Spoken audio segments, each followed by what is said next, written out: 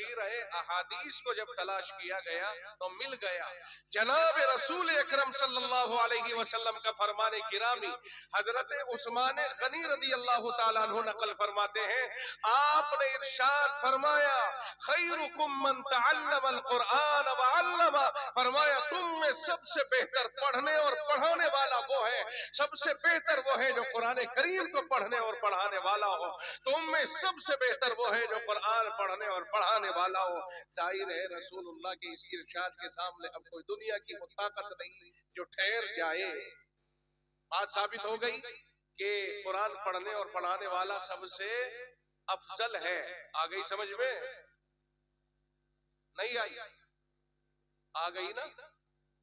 اور جب ایک طرف یہ بات ہے کہ جو آدمی جس سے محبت کرے گا وہ قیامت کے دن اسی کے ساتھ اٹھایا جائے گا، اور یہ طے ہے کہ اخلاص کے ساتھ اللہ کو راضی کرنے کے لیے قرآن کریم کو پڑھنا اور پڑھانا یہ باعث نجات ہے، تو یقیناً ہم سمجھتے ہیں کہ قرآن پڑھنے اور پڑھانے والے ہمیں گمان ہے خدا کی رحمت کے اوپر کہ انشاءاللہ اللہ تعالیٰ انہیں بخشے گا، کیونکہ خود قرآن اللہ کے رسول فرماتے ہیں یقال لصاحب القرآن اقرا، قرآن پڑھنے والے سے کہا جائے گا پڑھ اور جنت میں چڑھ، اور سن ایسے پڑھنا جیسے تو دنیا میں پڑھا کرتا تھا۔ معلوم ہوا دنیا میں سبیل الرشاد میں بھی پڑھتا تھا۔ اندازہ اس حدیث پاک سے یہ لگا کہ ہر اس مدرسے اور مکتب اور ہر اس دارالعلوم کا ذکر اس میں آ گیا جہاں قرآن کریم پڑھا اور پڑھایا جاتا ہے۔ ایسا پڑھ جیسے دنیا میں اچھی طرح پڑھتا تھا، اور جہاں تک تیرا قرآن ختم ہو وہیں تک جنت تمہارے نام۔ معلوم ہوا کہ قرآن پڑھنے اور پڑھانے والوں کو اللہ قیامت کے دن پوری کائنات کے درمیان یہ اعلان کر کے اعزاز و اکرام کا مظاہرہ کرے گا کہ آؤ ادھر آؤ، اور یہ جنت کھلی ہوئی ہے، جاؤ جنت میں جاؤ۔ جو اس وقت میں ہمیں احساس ہوگا کاش کہ ہم بھی قرآن پڑھنے اور پڑھانے میں کچھ وقت لگا لیتے۔ یہاں تو کوئی نہیں پڑھنے پڑھانے والوں کا احساس زیادہ ہے، اور شروعات ہی انہی سے ہے۔ آج کتنے ہی گمنام صحیح علم کی دولت والے آخرت میں یہی سالار نظر آئیں گے۔ لوگ انہی کے پیچھے پھریں گے۔ مولانا صاحب ایک دن آپ رسید کاٹنے آئے تھے کہ ہاں، اور پیاس بھی لگ رہی تھی گرمی میں کہ ہاں میں نے آپ کو پانی پلایا تھا اور رسید کٹائی تھی، آپ کا تو کام بن گیا، میری بھی سفارش کر دو۔ ایسے بھی حالات آئیں گے، لوگ پیچھے پیچھے پھریں گے، لوگ پچھتائیں گے کاش کہ کسی بچے کو حافظ بنا دیتے۔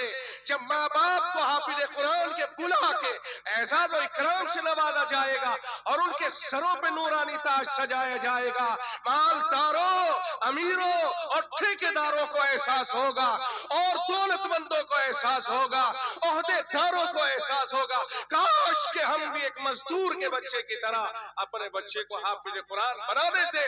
آج اسٹیج رب کا ہوتا، احساس ہمارا ہوتا، فرشتے سر پہ تاج رکھتے، محمد الرسول اللہ بھی دیکھتے ہوئے ہوتے، کائنات کے سامنے ہمارا احساس ہوتا، مگر وہ دن پچھتاوے سے کوئی فائدہ نہیں ہوگا۔ کاش کہ ہم آج ہی احساس پیدا کر لیں۔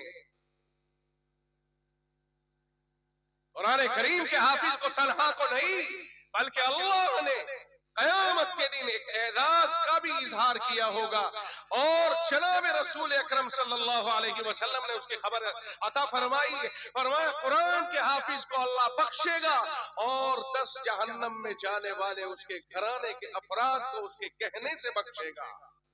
کیا سمجھ میں آیا؟ اس کے گھر کے، اس کی فیملی کے 10 ایسے آدمی جو جہنم میں جا رہے ہوں گے، اللہ اس حافظ قرآن کی سفارش پر بخشے گا۔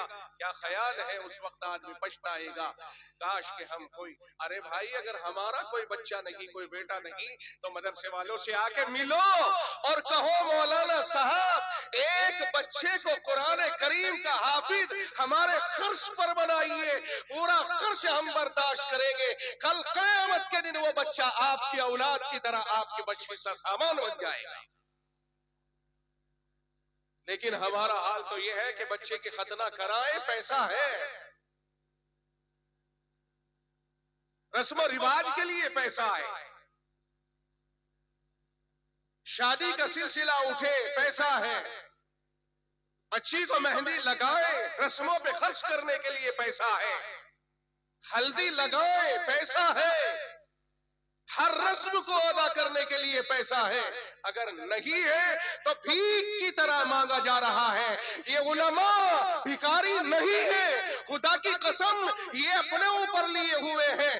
اگر یہ اس کام کو اپنے اوپر نہ لے تو شاید امت اتنی ناسپاس بن جائے کہ خود دینے کے لیے نہ آئے۔ اس لیے انہوں نے یہ روپ اختیار کیا ہے کہ تعلیم بھی یہی دیں گے اور پیسہ بھی یہی اکٹھا کریں گے۔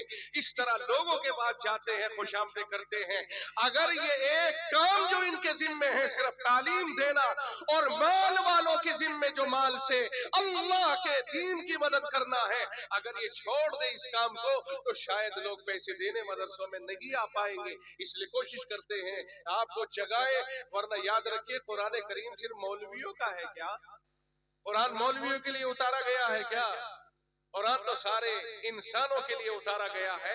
جس نے مان لیا وہ مسلمان، نہیں مانا تو کافر، اور جس نے مان کر کے اس کے اوپر عمل کیا اور پڑھا اور پڑھ کر کے یاد کر لیا وہ حافظ عالم بنتا چلا گیا۔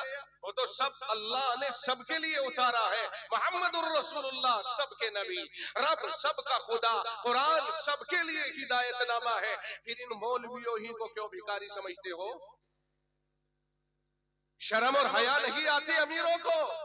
جس رب نے، اور یاد رکھیے دولت مندی کے اوپر گھمنڈ کرنے والے، اللہ کے نبی صلی اللہ علیہ وسلم نے فرمایا ایک مچھر کے پر کے برابر بھی اس کی کوئی حیثیت نہیں ہے۔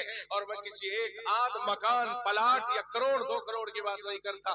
ابو داؤد شریف کی روایت، اللہ کے نبی علیہ السلام نے فرمایا لو كانت الدنيا تعدل عند الله جناح بعوضة ما سقى كافر منها شربة ماء او كما قال، فرمایا اگر ساری کائنات اللہ کی نگاہوں میں ایک مچھر کے پر کے برابر بھی ہوتی تو کافر، اللہ کا نافرمان، اللہ کو نہ ماننے والا ایک گھونٹ دنیا سے پانی نہ پیتا۔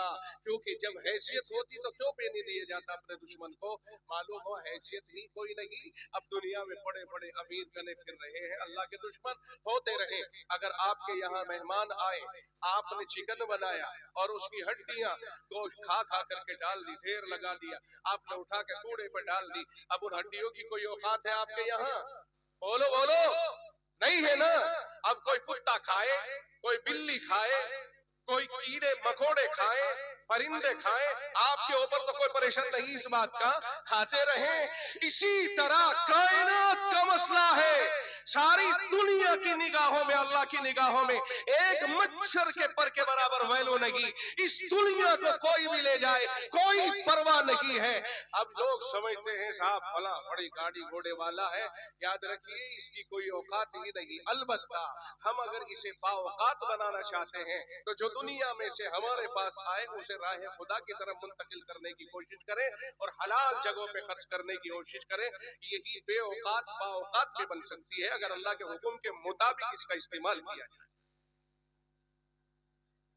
بات سمجھ میں نہیں آئی؟ مثال کے طور پر زکوٰۃ، مثال کے طور پر آپ نے مال کما لیا، کمانا برا نہیں ہے، کمانا برا نہیں ہے، کما لیا، لیکن بل تؤثرون الحیات الدنیا، مال سے کما کے دنیا کو سب کچھ سمجھنا اور دنیا کے اوپر اس کو خرچ کرنا اور دین سے ہٹا لینا، یہ ہے برا۔ جب آدمی دنیا داری میں لگ جائے یہ برا ہے۔ تو مال کمایا آپ نے، کمانے کے بعد 2.5% آپ نے حساب جوڑ کر اللہ کی راہ میں خرچ کیا، غریبوں پہ خرچ کیا، ایسے مال میں 97.5 آپ ہی کے پاس رہا، صرف 2.5% آپ نے اللہ کی طرف کیا ہے، یہ سارا مال اب دنیا نہیں دین بن گیا۔ سمجھ میں آیا کہ نہیں آیا؟ یہ پورا مال اب دین بن گیا۔ اور اگر خدا نہ کرے، اور 100 مرتبہ خدا کی طرف سے یہ امید رکھی جائے خدا نہ کرے کسی نے مال کمایا اور زکوٰۃ ادا نہیں کی ہے، مال کو سب کا اپنے اعتبار سے خرچ کر گیا، زکوٰۃ ادا نہیں کی ہے، تو سن لے والذین یکنزون الذهب والفضة ولا ينفقونها في سبيل الله فبشرهم بعذاب علیم۔ جو لوگ مال راہ خدا میں खर्च नहीं करते और माल का हक अदा नहीं करते, उन्हें दर्दनाक अजाब की बताओ, दर्दनाक अजाब मिलेगा। यौम युहमा अलैहा फी नारी जहन्नम, कुरान करीम का 10वां पारा उठाइए और वहां ये आयतें आपको मिलेगी। रब का फरमान है, लोहे महफूज से आने वाला कलाम है, मुहम्मदुर रसूलुल्लाह पर उतरने वाले कलाम में रब ने फरमाया है, क्या फरमाया? यौम युहमा अलैहा फी नारी जहन्नम, जहन्नम की आग में उसको तपाया जाएगा, सारे माल की एक शक्ल बना दी जाएगी, फिर उसे आग में तपाया जाएगा। और फिर जो आदमी ज़कात नहीं देता है माल की, उस माल का हक अदा नहीं करता, उसे 3 जगह से तपाया जाएगा। फतक्वा बिहा जिबाहुहुम, पेशानी, व ज़ुहूर व जुनूबहुम, और ये करवट, व ज़ुहूरुहुम, और ये पीठ, क्योंकि 3 ही जगह पर उसके एराज जाहिर होता है। सबसे पहले कोई मौलवी जाए, कोई गरीब जाए मालदार के पास में, और उसे देना ना हो तो पहले मुंह के ऊपर बल आता है, चेहरे पे बल आता है, पेशानी पे बल, सबसे पहले उसी जगह पर उससे अजाब दिया जाएगा कि तेरा नाश हो, तू मरे खुदा करे, तूने चूके